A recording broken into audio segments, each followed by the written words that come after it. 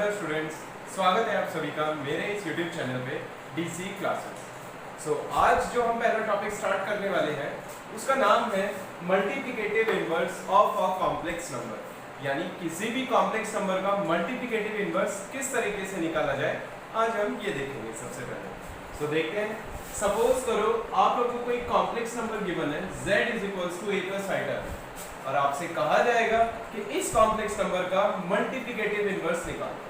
ठीक है, अच्छा, मल्टीप्लिकेटिव इनवर्स के लिए यहाँ पे एक और टर्म यूज होती है जिसे हम बोलते हैं reciprocal of a complex number, यानी मल्टीप्लिकेटिव इनवर्स निकालो या रेसिप्रोकल निकालो, दोनों एक ही चीज है। सो आई थिंक रेसिप्रोकल से आप लोगों को समझ में आ रहा होगा कि अगर मुझे इस कॉम्प्लेक्स नंबर का रेसिप्रोकल निकालना है, मतलब सिंपली मुझे 1/z की वैल्यू निकालनी है, and this can be written as 1/a + i।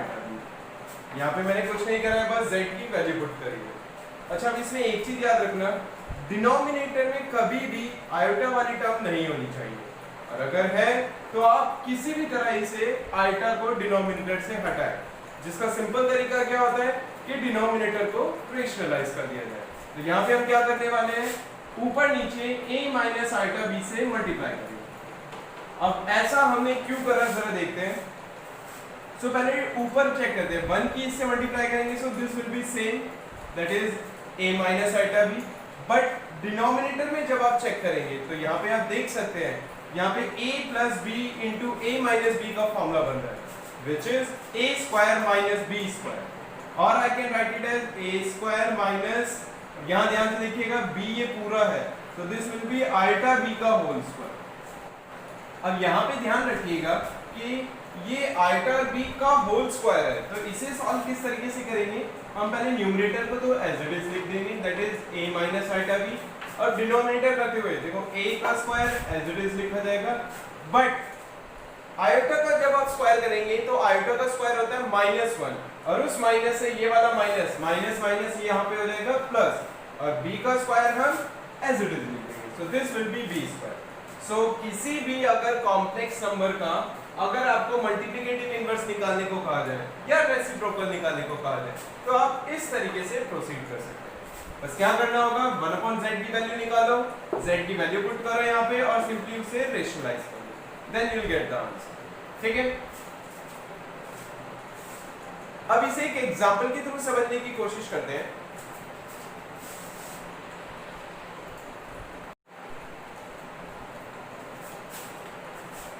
So assume करो कि आपको एक कॉम्प्लेक्स नंबर गिवन है 3 + 4i, और आपसे कहा जाएगा कि इस कॉम्प्लेक्स नंबर का मल्टीप्लिकेटिव इनवर्स निकालो या फिर इस कॉम्प्लेक्स नंबर का रेसिप्रोकल निकालो। तो देखते हैं कैसे करेंगे।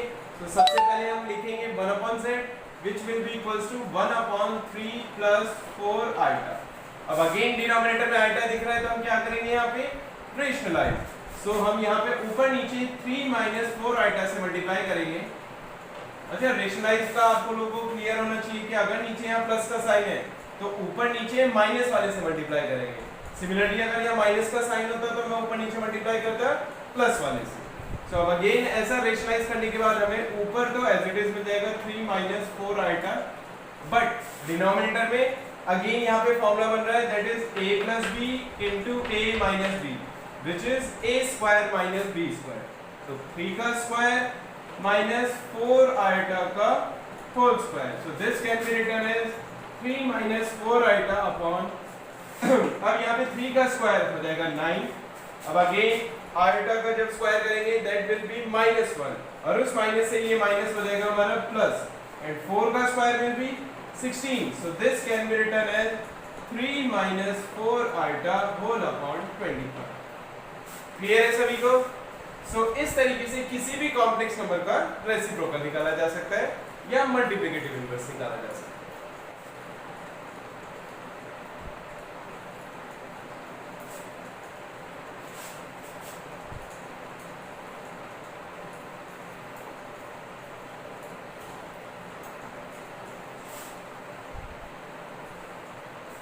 Alright guys, so next topic जो हम यहाँ पे देखने वाले हैं वो है modulus of a complex number, मतलब किसी भी कॉम्प्लेक्स नंबर का मॉड्यूलस कैसे निकालते हैं, अब हम इस बारे में बात करेंगे। सो एज्यूम करो आप लोगों को अगेन एक कॉम्प्लेक्स नंबर गिवन होगा z is equals to a plus iota b, और आप लोगों से कहा जाएगा कि इस कॉम्प्लेक्स नंबर का मॉड्यूलस निकालो। सो मॉड्यूलस को रिप्रेजेंट करने के लिए हम क्या करते हैं, z को इन बिटवीन मॉड लिखते हैं। ये हमारा सिंबल होता है for modulus of a complex number. इसे निकालने का बहुत ही सिंपल फॉर्मूला होता है under root of a square plus b square. जैसे इसमें a और b की वैल्यू पुट करेंगे और हम किसी भी कॉम्प्लेक्स नंबर का मॉड्यूलस निकाल सकते हैं। फॉर एग्जांपल सपोज करो आप लोगों को कोई कॉम्प्लेक्स नंबर गिवन है, लेट्स से 3 प्लस 4 आएगा, और आपसे कहा जाएगा कि इस कॉम्प्लेक्स नंबर का मॉड्यूलस निकालो। तो अगेन इस फॉर्मूले में पुट करके देखते हैं, that is mod z is equals to under root of a square, a मतलब रियल पार्ट, वो है यहाँ पे 3, तो यहाँ पे लिखेंगे 3 का square plus b square, that is iota का कोएफिशिएंट, दैट इज 4 का square, and this can be solved as 3 का स्क्वायर विल बी 9 plus 4 का square will be 16, and 9 plus 16 is under root 25, or I can say 5. So इस complex number का हमारा modulus क्या हो गया, 5। क्लियर है? अच्छा, इसमें एक और एग्जांपल हम देख सकते हैं। एज्यूम करो कि z इज इक्वल्स टू आपको गिवन है -3 - 4 आएगा, ठीक है, और हम इस कॉम्प्लेक्स नंबर का मॉड्यूलस निकालने की कोशिश करेंगे। So z mod will be is equals to under root of -3 का स्क्वायर, क्योंकि यहाँ पे a का वैल्यू -3 है, सिमिलरली b का वैल्यू -4 है, so this will be -4 का स्क्वायर। so इसे सॉल्व करेंगे तो देखते हैं अंडर रूट ऑफ अगेन -3 का स्क्वायर होता है हमारा 9, सिमिलरली -4 का स्क्वायर होता है 16, so this can be written as under root of 25 और simply 5। अच्छा, ये एग्जांपल मैंने आप लोगों को अलग से इसीलिए करके दिखाया ताकि आप लोगों को एक चीज क्लियर हो सके कि यहाँ पे साइन डजंट मैटर, मॉड्यूलस निकालने के लिए साइन इंपॉर्टेंट नहीं है। क्यों? क्योंकि अगर नेगेटिव भी हुआ तो नेगेटिव नंबर का स्क्वायर्स भी ऑलरेडी पॉजिटिव हो जाता है, सो इससे साइन पे कोई फर्क नहीं पड़ता। क्लियर है सभी को? सो इस तरीके से हम किसी भी कॉम्प्लेक्स नंबर का मॉड्यूलस निकाल सकते हैं।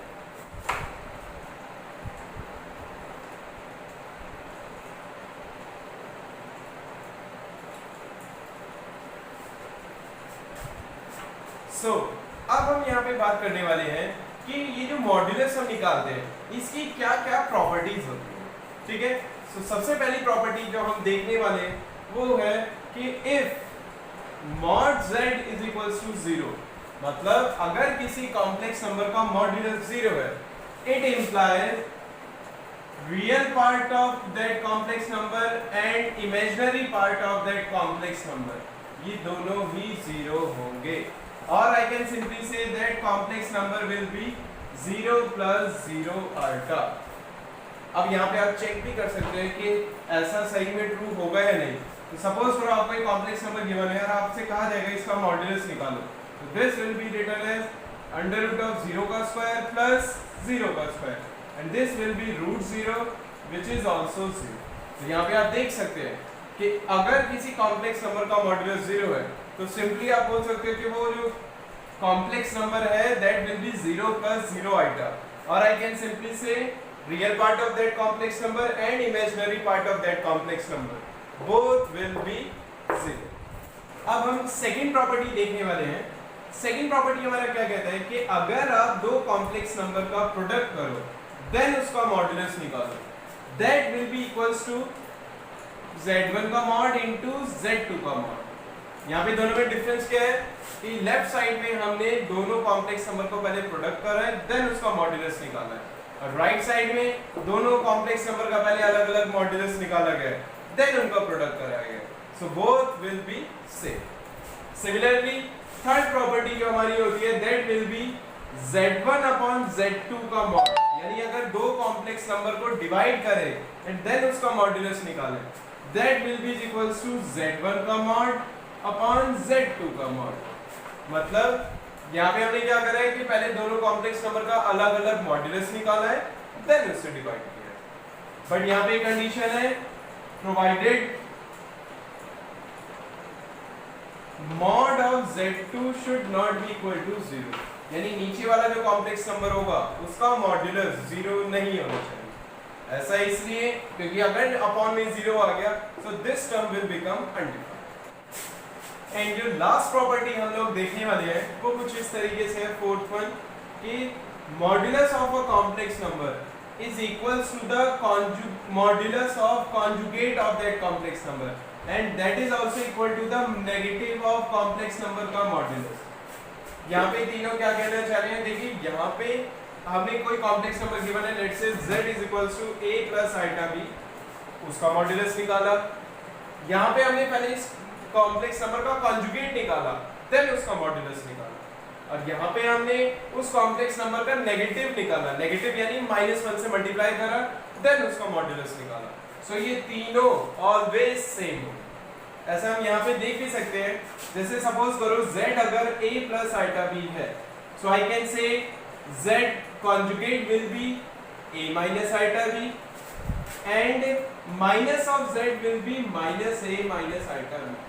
तो यहाँ पे मैंने assume करा कि कॉम्प्लेक्स नंबर हमारा a plus iota b था, तो उसका कॉन्जुगेट निकालेंगे तो इमेजिनरी पार्ट का साइन चेंज हो जाएगा, और negative of that complex number निकालेंगे तो क्या करना पड़ेगा, इस कॉम्प्लेक्स नंबर को -1 से मल्टीप्लाई करना पड़ेगा।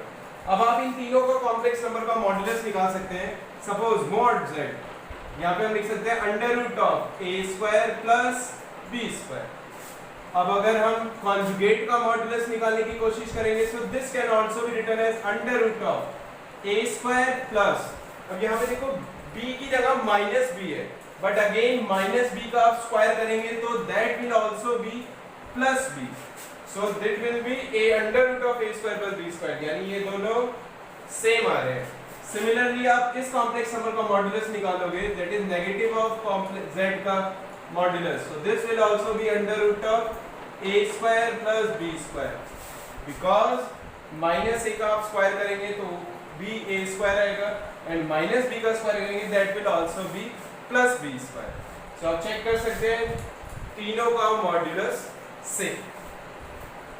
ऑलराइट एवरीवन, सो अब हम जो नेक्स्ट टॉपिक यहाँ पे देखने वाले हैं वो है इक्वलिटी ऑफ कॉम्प्लेक्स नंबर, मतलब दो कॉम्प्लेक्स नंबर कब इक्वल कहलाए जाएंगे। सो सपोज करते हैं कि आप लोगों को दो कॉम्प्लेक्स नंबर गिवन है, z1 is equals to a1 plus iota times b2, similarly z2 is equals to आपको गिवन है a2 प्लस आइटा b2। अब हम देखेंगे कि ये दोनों कॉम्प्लेक्स नंबर कब इक्वल कहलाए जाएंगे।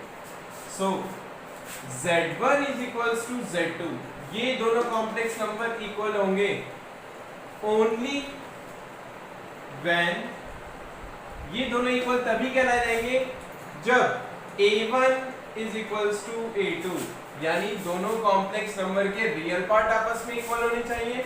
Similarly b1 is equals to b2, मतलब दोनों कॉम्प्लेक्स नंबर के इमेजिनरी पार्ट भी आपस में इक्वल होने चाहिए। तो ऐसे दो कॉम्प्लेक्स नंबर को हम इक्वल बोलेंगे।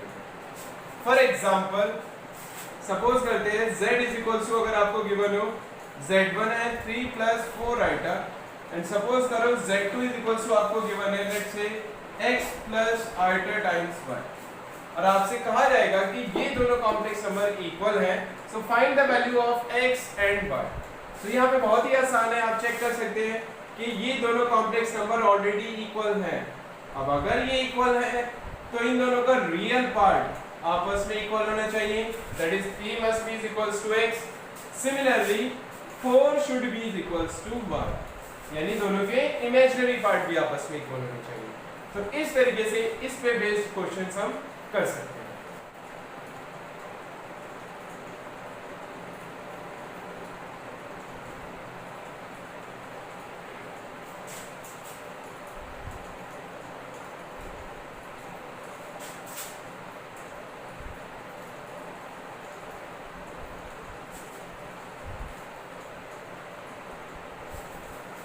Alright guys, so next topic जो हम लोग स्टार्ट करने वाले हैं वो है square root of a complex number, मतलब किसी भी कॉम्प्लेक्स नंबर का स्क्वायर रूट किस तरीके से निकाला जाए, इस बारे में बात करेंगे। ठीक है, अच्छा ये टॉपिक स्टार्ट करने से पहले मैं आपको एक फॉर्मूले के बारे में दिखाना चाहूँगा। ये फॉर्मूला तो आप सभी को पता होगा, that is a plus b का whole square, this is a square plus b square plus 2ab। इसमें आई गेस किसी को कोई प्रॉब्लम नहीं होगी। अब मैं यहाँ पे एक छोटा सा मॉडिफिकेशन करने वाला हूँ। मैं इस इक्वेशन में -2ab कर रहा हूँ एंड +2ab कर रहा हूँ। जब सेम चीज ऐड करा जाए और सब्ट्रैक्ट करा जाए तो उससे इक्वेशन पे कोई फर्क नहीं पड़ेगा। अब मैंने ऐसा करा क्यों, जरा वो देखते हैं। सो लेफ्ट हैंड साइड हमारा एज इट इज रहा, दैट इज a + b का होल स्क्वायर। अब राइट हैंड साइड में मैं क्या कर रहा हूँ, a² + b² - 2ab, ये होता है हमारा a - b का होल स्क्वायर। और जो बचा हुआ है 2ab and 2ab, this will be 4ab। So a plus b का whole square can also be written as a minus b का होल स्क्वायर प्लस 4ab। अब ये फॉर्मूले के बारे में मैंने आपको इसलिए पढ़ाया क्योंकि किसी भी कॉम्प्लेक्स नंबर का जब हम स्क्वायर रूट निकालना चाहेंगे तो इस फॉर्मूले का यूज हर बार होगा। सो अब एक एग्जांपल के थ्रू हम किसी भी कॉम्प्लेक्स नंबर का स्क्वायर रूट निकालने की कोशिश करेंगे।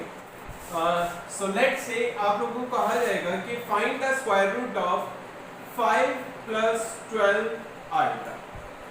अब हमें 5 + 12 आइटा का स्क्वायर रूट निकालना है। सो इसे आप ऐसे समझिएगा, ठीक है, जैसे अगर आप लोगों से कहा जाए कि 4 का स्क्वायर रूट बताओ, सो यू कैन सिंपली से 2। मतलब मैं यहाँ पे बोल सकता हूँ कि किसी भी रियल नंबर का अगर आप किसी भी रियल नंबर का अगर आप स्क्वायर रूट निकालना चाहें so that will be also a real number. So यहाँ पे हम क्या कंक्लूजन बोल सकते हैं कि अगर आप किसी भी कॉम्प्लेक्स नंबर का स्क्वायर रूट निकालेंगे सो वो भी एक कॉम्प्लेक्स नंबर होगा। So this we can be written as x + iota y। मतलब इस कॉम्प्लेक्स नंबर का जो स्क्वायर रूट होगा वो भी एक कॉम्प्लेक्स नंबर होगा। तो अगर मुझे x और y की वैल्यू पता चल जाए सो मेरा उसका स्क्वायर रूट आ जाएगा। तो यहाँ पे हमारा यही टारगेट होगा, x और y की वैल्यू पता करना। अब मैं यहाँ पे क्या कर रहा हूँ, सबसे पहले दोनों साइड स्क्वायरिंग कर रहा हूँ। स्क्वायरिंग करूंगा so this will become 5 + 12 iota. Similarly this will become x + iota y का होल स्क्वायर। अब मैं यहाँ पे होल स्क्वायर खोलने वाला हूँ, so this will be x² plus, अब ये जब मैं इसका स्क्वायर करूंगा तो यहाँ पे आइटा भी है और आइटा का स्क्वायर हमारा -1 होता है। उस -1 की वजह से इसका साइन चेंज होकर नेगेटिव हो जाएगा। सो this will B -y²। Similarly plus 2ab, that is 2xy। तो मैंने यहाँ पे क्या करा, अभी दोनों साइड स्क्वायरिंग कर दिया। अब मैं यहाँ पे इस लेफ्ट साइड को और राइट साइड को कंपेयर करने वाला हूँ। जैसे कि आप देख सकते हैं इन दोनों के बीच में इक्वल का साइन है, मतलब ये दोनों कॉम्प्लेक्स नंबर इक्वल है। और अगर ये इक्वल है तो इन दोनों के रियल पार्ट भी आपस में इक्वल होने चाहिए, सिमिलरली इमेजिनरी पार्ट भी आपस में इक्वल होने चाहिए। सो आई कैन से यहाँ पे रियल पार्ट ये हो गया क्योंकि इन दोनों में से किसी में भी आइटा नहीं है। So x² - y² will be equals to 5 and 2xy will be equals to 12। सो मेरे ख्याल से यहाँ तक आप में से किसी को कोई प्रॉब्लम नहीं होगी। अब मैं यहाँ पे क्या करने वाला हूँ, आप लोगों को मैंने एक फॉर्मूला लिखवाया था, याद दिला देता हूँ। a + b का whole square can be written as a - b का होल स्क्वायर प्लस 4ab। अब मैं इस फॉर्मूले में a की जगह x² पुट करूंगा और b की जगह पुट करूंगा मैं यहाँ पे y²। So this formula will become x² + y² का whole square will be equals to x² - y² का whole square plus 4x² y²। अब ऐसा मैंने इसलिए करा ताकि मैं यहाँ से x² + y² की वैल्यू निकाल सकूं। सो यहाँ पे ये एज इट इज रहेगा, दैट इज x² + y² का whole square and x² - y² की वैल्यू हमें ऑलरेडी पता है 5। सो 5 का स्क्वायर विल बी 25 प्लस, अब ये जो 4x² y² है आप चेक कर सकते हैं, ये 2xy का स्क्वायर है पूरा, क्योंकि 2 का स्क्वायर करेंगे 4 और xy का स्क्वायर करेंगे that will be x² y²। So this can be written as 12 का होल स्क्वायर व्हिच इज 144। अब इन दोनों को प्लस करेंगे, दिस विल बी 169। अब इसका यूज करके हम देखो यहाँ पे ये स्क्वायर है, ये स्क्वायर उधर जाके हो जाएगा square root. So this will be x² + y² is equals to 30। अब हम इस इक्वेशन का और इस इक्वेशन का यूज करके हम x और y निकालने की कोशिश करेंगे। सो ये इक्वेशन एज इट इज लिख देते हैं, that is x² + y² is equals to 30 and the second equation that is x square minus y square that is equals to 5. अब मैं इन दोनों इक्वेशंस को ऐड कर रहा हूं, ऐड करूंगा तो y कैंसिल हो जाएगा आपस में and x square will be 2x square which is equals to 18. So x square you will get 9. So अब ये स्क्वायर अगेन उधर जाके स्क्वायर रूट होगा, so x will be equals to plus minus 3. अब अच्छा यहाँ पे प्लस माइनस क्यों लिया, क्योंकि -3 का आप स्क्वायर करके देखेंगे that will also be 9 and +3 का स्क्वायर करेंगे that will also be 9. So अगर आप 9 का अंडर रूट लेंगे तो ये दोनों वैल्यू मुझे लेनी होगी, इसलिए मैंने यहाँ पे प्लस लिया. सिमिलरली अब मैं इन दोनों इक्वेशन को सब्ट्रैक्ट करने वाला हूँ, that is x square plus y square is equals to 13 and x square minus y square is equal to 5. अब इन दोनों इक्वेशन को सब्ट्रैक्ट करेंगे तो नीचे वाली इक्वेशन के साइन चेंज हो जाएंगे. This will become minus, this will be plus and this will be minus. So इस केस में x स्क्वायर आपस में कैंसिल होंगे and this will be 2y square is equals to 13 minus 5 will be 8. So I can say y square is equal to 4 and y is equals to plus minus 2. Again यहाँ पे मैंने plus minus क्यों लिया, ये आप इसी से link कर सकते हैं यहाँ पे. अब देखो यहाँ पे x की भी वैल्यू प्लस माइनस आ रही है और y की वैल्यू भी प्लस माइनस आ रही है. अब सवाल ये है कि जब मैं x की +3 वैल्यू लूंगा तो y की मुझे प्लस वाली वैल्यू लेनी होगी या माइनस वाली, ये हमें पता चलेगा इससे. ये ध्यान से देखिएगा, यहाँ पे 2 is a constant number, x into y इन दोनों नंबर का प्रोडक्ट हमारा पॉजिटिव आ रहा है. सो यहाँ से एक कंक्लूजन निकाला जा सकता है कि आइदर ये दोनों साइन नेगेटिव होंगे, क्योंकि माइनस की जब आप माइनस से मल्टीप्लाई करोगे दैट विल बी पॉजिटिव, या फिर ये दोनों के साइन पॉजिटिव होंगे, क्योंकि पॉजिटिव की पॉजिटिव से मल्टीप्लाई करते हैं तो भी पॉजिटिव आता है. तो यानी यहाँ पे मैं क्या कर सकता हूँ, अगर मैंने x पॉजिटिव लिया तो y भी मुझे पॉजिटिव लेना होगा. सिमिलरली x अगर नेगेटिव लिया so y भी नेगेटिव लेना पड़ेगा. So the square root of under root of 5 plus 12 iota will be, अब एक बार मैं x को प्लस ले रहा हूँ तो y भी हमारा प्लस वाला होगा एंड x को माइनस लिया तो y भी हमारा नेगेटिव होगा. So the square root of this complex number will be 3 plus 4 iota and minus 3 minus 4 iota. अच्छा यहाँ पे नोटिस कीजिएगा, अगर ये दोनों यहाँ पे हमारा -12 होता लेट्स से, तो माइनस साइन है मतलब इन दोनों का साइन अपोजिट होना चाहिए. अपोजिट होता मतलब कि अगर मैंने x का पॉजिटिव वैल्यू लिया तो उसके साथ y का मैं नेगेटिव वैल्यू लूंगा. सिमिलरली अगर मैंने x का नेगेटिव वैल्यू लिया तो y का वैल्यू पॉजिटिव लिया जाएगा. सो इस तरीके से हम किसी भी कॉम्प्लेक्स नंबर का स्क्वायर रूट निकाल सकते हैं. आज के लिए इतना ही गाइस, बाकी नेक्स्ट क्लास में करेंगे. अभी आप लोग घर पे एक काम जरूर कीजिएगा, मैंने जितने भी आप लोगों को टॉपिक कवर करा दिए इन पे बेस्ड जितने भी क्वेश्चन आप एनसीईआरटी या आर.डी. शर्मा से कर सकते हैं उतने प्रैक्टिस कीजिए. और अगर आप लोगों का कोई डाउट आता है या आप लोगों को कोई टॉपिक समझ में नहीं आ रहा है तो प्लीज मुझे कमेंट्स में नीचे मेंशन जरूर कीजिएगा ताकि मैं आप लोगों की प्रॉब्लम को सॉल्व करने में हेल्प कर सकूं. ऑलराइट गाइस, आज के लिए इतना ही, बाकी नेक्स्ट वीडियो में कवर करेंगे. जाने से पहले मैं एक बात आपको फिर से कहना चाहूँगा कि देखिए, मैं जितना भी आप लोगों को टॉपिक अभी तक कवर करा चुका हूँ, इस पे बेस्ड जितने भी क्वेश्चंस आप एनसीईआरटी या आर.डी. शर्मा से कर सकते हैं उतने प्रैक्टिस जरूर करके देखिएगा, क्योंकि मैथ्स को प्रैक्टिस की ज़रूरत होती है. बिना क्वेश्चंस प्रैक्टिस करे आप लोगों को ये आइडिया नहीं होगा कि आपके कोई पर्टिकुलर टॉपिक्स कवर हो रहे हैं, क्लियर हो रहे हैं या नहीं. सो इसीलिए मैं फिर से बोलना चाहूँगा कि क्वेश्चन प्रैक्टिस घर पे जरूर करें. और वैसे भी आप लोग पूरा दिन खाली बैठे रहते हैं, कोई काम नहीं होता, फिलहाल लॉकडाउन है तो सभी घर पे आराम कर रहे हैं, तो घर पे बैठे बैठे थोड़ा पढ़ भी लेंगे तो आप लोगों का ही फायदा है. And guys, in the last I would like to say one more thing, kindly share this video to as much students as possible, क्योंकि मैं ये चाहता हूँ कि इस वीडियो के थ्रू मैक्सिमम बच्चे अपने घर पे बैठे पढ़ सकें. Thank you guys.